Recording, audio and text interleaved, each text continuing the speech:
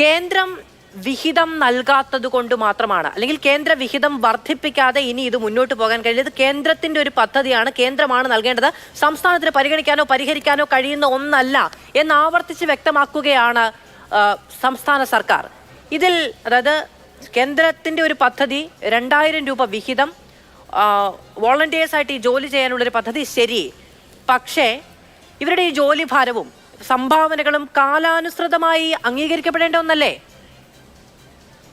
അതിനോടൊരു വിമുഖത എന്തുകൊണ്ടാണ് കേന്ദ്ര സർക്കാരിന് ഉണ്ടാകുന്നത്?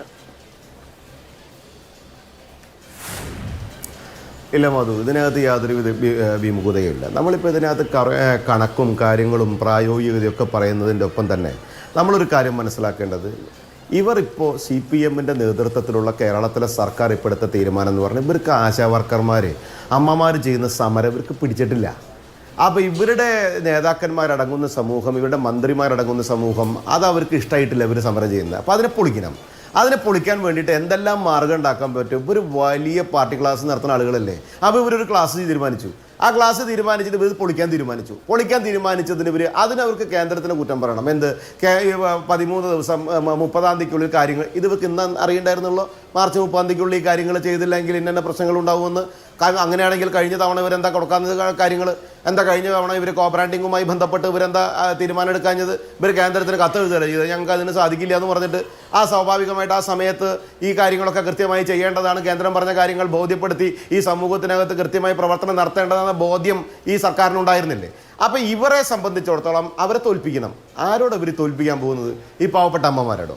ഈ ഒരു ദിവസത്തെ വേതനത്തിന് വേണ്ടി ആത്മാർത്ഥമായിട്ട് സമരം ചെയ്യുന്ന അമ്മമാരുടെ സമരത്തെക്കുറിച്ചും അല്ലെങ്കിൽ സമരത്തിന് വരേണ്ട ത്യാഗത്തെക്കുറിച്ച് അരുൺകുമാർ പറഞ്ഞു. അരുൺകുമാറെ, നിങ്ങളുടെ മേലാളന്മാർ ഈ അമ്മമാരിരിക്കുന്നതിന് മുമ്പ് കൂടെ വണ്ടി ഓടിച്ച് AC വണ്ടിയിൽ അങ്ങോട്ടും ഇങ്ങോട്ടും ഇങ്ങനെ യാത്ര ചെയ്യുന്നില്ലേ?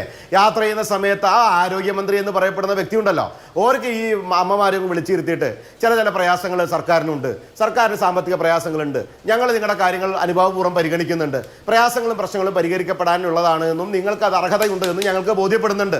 കേന്ദ്ര സർക്കാരുമായി ബന്ധപ്പെട്ട് അവരുടെ ഭാഗത്തു നിന്നുള്ള കാശും കൂടി കൂട്ടി നിങ്ങൾക്ക് വേഗം ആ കാര്യത്തിലാക്കി തരാനുള്ള പ്രയത്നം ഞാൻ എടുക്കാം എന്നൊരു കാര്യം, ഒരു സൂചന കൊടുത്ത് അവരോട് എന്താ പറയുക, ഒരു അനുഭാവപൂർവ്വം സംസാരിച്ചാൽ തീരാവുന്നൊരു വിഷയമല്ലേ ഉള്ളൂ. ആ വിഷയത്തിനപ്പുറത്ത് നിങ്ങൾ അവരെന്തൊക്കെയാ പറഞ്ഞത്? അവരെ കൊഞ്ഞനം കുത്ത, പാർട്ടി പത്രത്തിൽ മോശമാക്കുക, തീരുന്ന പ്രശ്നമല്ല. ഇത് അവരുടെ സാമ്പത്തിക ആവശ്യം കൂടിയാണ് അവർ മുന്നോട്ട് വെക്കുന്നത്. അത് പറഞ്ഞ് സാരമില്ല, പോട്ടേന്ന് പുറത്തോട്ടി കൊടുത്താൽ തീരുന്ന പ്രശ്നമല്ല. അവിടെ ഇപ്പോ കഴിഞ്ഞ ദിവസമൊക്കെ കേന്ദ്രമന്ത്രി വരികയുണ്ടായി, അദ്ദേഹം തുടർച്ചയായ ദിവസങ്ങൾ വരികയുണ്ടായി. അതിനുശേഷം ഇനി ഉത്തരവുമായി അങ്ങോട്ട് വന്നാൽ മതി എന്നൊരു നിലപാട് ആശാവർക്കർമാർ എടുക്കുന്നുണ്ടായിരുന്നു. ഇതിൽ ഒരു പൊളിറ്റിക്കൽ മൈലേജ് ഉണ്ടാക്കാനുള്ള ശ്രമത്തിനപ്പുറത്ത് കൃത്യമായ ഒരു എമ്പതി കാണിക്കണ്ടേ? മധു, ഞാനും പറയട്ടെ, പുറത്ത് തട്ടിവിടാനല്ല ഞാൻ പറഞ്ഞത്. അത് പരിഗണിക്കപ്പെടും എന്ന് ഉറപ്പ് ഇവർക്ക് കൊടുക്കേണ്ട ഉത്തരവാദിത്തം കേരളത്തിലെ ആരോഗ്യമന്ത്രിക്ക് ഉണ്ടെന്നാണ് പറഞ്ഞത്. പിന്നെ കേന്ദ്രമന്ത്രി അത് കൃത്യമായിട്ട് കേന്ദ്രമന്ത്രി ആ വിഷയം ഏറ്റെടുത്തിട്ടുണ്ടെന്നേ. ഏറ്റെടുത്ത വിഷയമാണല്ലോ. ആരോഗ്യ വകുപ്പ് മന്ത്രിയായിട്ടുള്ള കേന്ദ്രത്തിന്റെ ബഹുമാനനായിട്ടുള്ള ശ്രീ JP നഡ്ഡ പാർലമെന്റിൽ കൃത്യമായി പറഞ്ഞില്ലേ, പരിഗണിക്കപ്പെടേണ്ടതാണ്. അത് കൃത്യമായി പരിഗണിക്കുകയും ചെയ്യും. ഒരു കാര്യം കൂടിയും കേരളത്തിലെ മന്ത്രി പറഞ്ഞല്ലോ, കേന്ദ്രമന്ത്രി എന്താ, DBT സിസ്റ്റം എന്ന് പറയപ്പെടുന്ന ഡയറക്ട് ബാങ്ക് ട്രാൻസ്ഫറിലൂടെ കേന്ദ്ര സർക്കാരിന്റെ ഇവർക്ക് കിട്ടേണ്ടുന്ന പൈസ ഇവരിലേക്ക് നേരിട്ടെത്തിക്കുന്ന പദ്ധതികളുമായിട്ട് പ്രവർത്തനം ആരംഭിക്കും. അതിനുവേണ്ടി പണിയെടുക്കും. അതിനുവേണ്ടിയുള്ള പ്രവർത്തനം എന്താണോ വേണ്ടത്, ഏതെല്ലാം സ്ഥലത്താണോ പറയേണ്ടത്, അത് ഞാൻ കൃത്യമായി ബോധ്യപ്പെടുത്തിക്കോളാം, പറയാം എന്ന് പറഞ്ഞിട്ടുണ്ടെങ്കിൽ അത് കൃത്യമായി ഇടപെടൽ തന്നെയാണ്. ഇടപെടലുകൾ പറഞ്ഞ വാക്ക് മാത്രമല്ല, അത് പ്രാവർത്തികമാക്കാനും കൂടി പ്രാപ്തിയുള്ള വ്യക്തി തന്നെയാണ് കേന്ദ്രമന്ത്രി. ഞാൻ നേരത്തെ ശ്രീ അരുൺകുമാറോട് ആവർത്തിച്ചു ചോദിക്കുന്നുണ്ടായിരുന്നു, നിങ്ങൾ ഈ പറയുന്ന സമരം നടത്തുന്ന ആളുകളെ പിരിച്ചുവിടില്ല എന്ന് ഉറപ്പുണ്ടോ എന്ന്. അരുൺകുമാർ അത്തരം ഉറപ്പുകളൊന്നും നൽകാൻ തയ്യാറായിരുന്നില്ല. എനിക്ക് ചോദിക്കാൻ, ശ്രീ ഉല്ലാസ് ബാബുവിനോട് ഡയറക്റ്റായി ചോദിക്കാനുള്ള ഒരു കാര്യം എന്ന് പറയുന്നത്, കേന്ദ്ര വിഹിതം വർഷങ്ങളായി വർദ്ധിപ്പിച്ചിട്ടില്ല എന്നുള്ളത് കേരളം ആധികാരികമായി പറയുന്ന ഒരു കാര്യമാണ്. കേന്ദ്ര വിഹിതത്തിൽ വർധനയുണ്ടാകുമോ? ഈ പറയുന്ന കാര്യങ്ങളൊക്കെ കേന്ദ്രമന്ത്രി JP നദ്ദയുമായി കൂടിക്കാഴ്ച നടത്തിയപ്പോഴൊക്കെ സംസാരിച്ചല്ലോ. കേന്ദ്ര വിഹിതത്തിൽ വർധനയുണ്ടാകുമെന്നൊരു ഉറപ്പ് പറയാൻ കഴിയുമോ? 100% കേന്ദ്ര വിഹിതത്തിൽ കൃത്യമായിട്ടുള്ള വർധനവും 100% ഉണ്ടാവും. അത് കേന്ദ്രത്തിന്റെ ആരോഗ്യമന്ത്രി തന്നെ അത് ബോധ്യപ്പെട്ടിട്ട് കാര്യങ്ങൾ സംസാരിച്ചിട്ടുണ്ട്. അതിവേഗം ആ കാര്യത്തിൽ നടപടി ഉണ്ടാവും. പക്ഷെ കേരളത്തിന് അത് ഇട്ടുകൊടുത്തിട്ട് ഇവർക്ക് വകമാറ്റി ചെലവഴിക്കാനുള്ള ഒരു പരിപാടിയായിട്ട് ഉണ്ടാകില്ല. അത് ഇവർക്ക് കൃത്യമായി നേരിട്ട് എത്തിക്കുന്ന രീതിയിൽ വരെ ഇടപെടേണ്ട കാര്യങ്ങൾ കേന്ദ്രത്തിന്റെ ഭാഗത്തുണ്ടാവും എന്നുള്ളതാണ് മാധു മനസ്സിലാക്കേണ്ട ഒരു കാര്യം. ഈ അമ്മമാരോട് കാണിക്കുന്ന പുച്ഛത്തിനെതിരെയാണ് മാധു നമ്മൾ പ്രവർത്തിക്കേണ്ടത്. സംസ്ഥാനങ്ങൾക്ക് കൊടുക്കേണ്ട വിഹിതം സംസ്ഥാനങ്ങൾക്ക് നേരിട്ട് കൊടുക്കില്ല. അത് ഈ പറയുന്ന ബെനിഫിറ്റ് കിട്ടുന്നത് ആർക്കാണോ അവർക്ക് മാത്രമേ കൊടുക്കുകയുള്ളൂ, സംസ്ഥാന സർക്കാരിന് വിശ്വാസമില്ല എന്നൊക്കെ പറഞ്ഞുകൊണ്ട് ഒരു ഫെഡറൽ വ്യവസ്ഥ മുന്നോട്ട് കൊണ്ടുപോകാൻ കഴിയുമോ?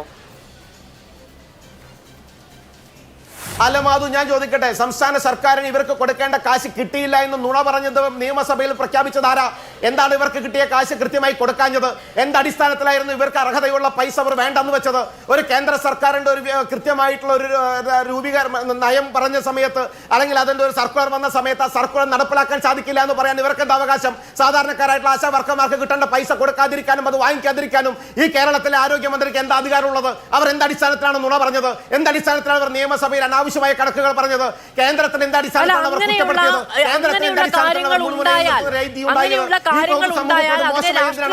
നിയമപരമായി നേരിടാനുള്ള സംവിധാനം നിലവിലത്തെ ഘടന അനുസരിച്ച് തന്നെ കേന്ദ്ര സർക്കാരിനുണ്ട്. അല്ലാതെ ഇനി സംസ്ഥാനം വഴി പണം കൊടുക്കില്ല എന്ന നിലപാടെന്ന് പറയുന്നത് വ്യക്തിപരമായി സ്റ്റേറ്റ് വ്യക്തിയായി ചിന്തിക്കുമ്പോഴുണ്ടാകുന്ന ഒന്നാണ്.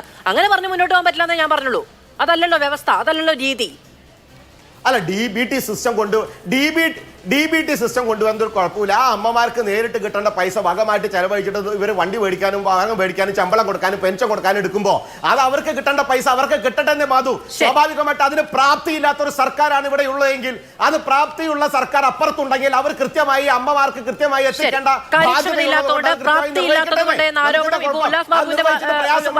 മാത്രമല്ല കേൾക്കുന്നത്. ഇതിനു മുമ്പും ആശാവർക്കർമാരുടെ വിഷയവുമായി ബന്ധപ്പെട്ട് BJP ഉന്നയിക്കുന്ന ആരോപണങ്ങൾ തന്നെയാണ്.